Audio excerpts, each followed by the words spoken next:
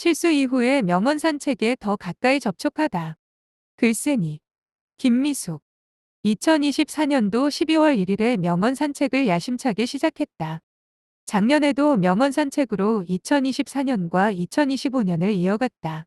올해 이민규 교수님께서 운영하는 21일 명언 산책에 대한 이야기가 단톡방에 올라왔을 때 할 수 있을까? 라는 고민이 처음에는 있었다. 하지만 작년을 생각하면서 21일간 함께 미션 성공한 것을 떠올렸다. 올해도 잘할 수 있으리라는 자신감과 확신으로 시작하였다. 매일 아침 교수님의 글이 단톡방에 오면 나는 먼저 내용을 읽고 필사를 하였다. 그런 다음 낭송을 하고 질문에 대한 답을 하였다. 처음 12월 1일의 주제는 당연한 일상이었다. 모든 것이 당연한데 그것을 어떻게 의미를 두느냐에 따라서 달랐다. 누군가에겐 기적이 다른 사람에게는 당연한 일상이다. 나는 첫날에서 물 위를 걷는 것이 아니라 땅 위를 걷는 것이 기적이다. 나는 임재선사의 명언으로부터 시작해서 9일까지는 잘 이어갔다. 그런데 12월 10일 의도적인 삶에서 큰 터닝포인트가 일어났다. 그날도 역시 아침 일찍 명언을 먼저 쓰고 낭송하고 블로그에 글을 미리 올려두었다. 그리고 학교에서 올려야지 하는데 학교에 간 이후로 명언 산책 올려야 한다는 사실을 깜빡하고야 말았다. 당연히 아침에 명언을 섞기에 올렸다라는 착각 속에 인지도 못하고 하루가 갔다. 이후 학생 상담과 학교 업무로 하루가 꼬박 지나갔다. 그러다 보니 휴대폰 확인도 안 하고 있다가 10시 7분쯤 문자를 보니 교수님 문자가 9시 23분에 와 있었다. 선생님 10시까지 한 줄이라도 글을 올리셔야 합니다. 아니면 내보내기를 해야 합니다. 약속이니깐요. 라는 문자가 이미 와 있었다. 전혀 인지를 못하고 시간도 10시가 이미 넘어 있었다. 깜짝 놀라서 블로그 올려둔 것을 명언 산책 카톡방에 올리려고 했으나 이미 내보내기가 된 상태였다. 순간적으로 스스로 이문난이라고 생각을 할 뻔했다. 하지만 교수님께 실천 행동을 이미 강조하셔서 초반에 실천 서약서를 쓴 것을 순간적으로 깜빡하고 있었다.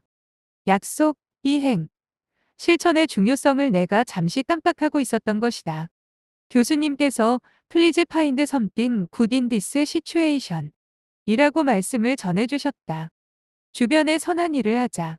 늦게 문자를 확인했는데 마침 파키스탄 친구가 온 문자가 있었다. 매년 이맘때쯤 크리스마스에 파키스탄 아이들을 위해서 기부하였었는데 그건 마저 잊고 있었다. 교수님의 이 말에 바로 기부를 하였다. 그러고 나니 이 시기에 선한 일을 한다는 것에 다시금 마음을 잡을 수 있었다. 교수님께서는 이미 내보내기는 했으나 또 다른 기회를 주셨다. 교수님의 블로그에 인증 챌린지를 이어갈 수 있다고 말씀을 하셨다. 나는 교수님이 주신 이 기회를 놓치고 싶지 않았다. 또한 명언 산책에 대한 소중함을 더 느끼게 되었다. 아침 일찍 일어나 명언 산책의 내용을 읽고 필사하고 낭독하고 글쓰기를 아침에 일어나 먼저 하고 학교에 출근했다. 그래야 지난 실수처럼 놓치지 않을 거란 생각을 했다. 특히 교수님의 명언 산책은 내보내기 이전과 이후의 삶으로 나뉠 수 있다. 그 전에는 미션을 성공시키는 일로만 생각했던 것을 내보내기 당한 이후에는 필사적으로 했다. 그리고 명언 산책을 중간에 포기할 수도 있었고 이미 내보내기 당했으니 미션 좌절이라는 패배자의 프레임으로 살 수도 있었다. 그렇지만 매일 아침마다 교수님의 블로그에 방문해서 그날 올라온 명언 산책을 하루하루 음마하고 실천하려고 노력하고 가슴에 새겨두었다. 12월 13일의 짧은 기억력에서 말하는 성공과 행복의 열쇠에 대해서 다시금 생각했다. 행복의 열쇠 중 하나는 어두운 과거를 잊어버리는 나쁜 기억력이다.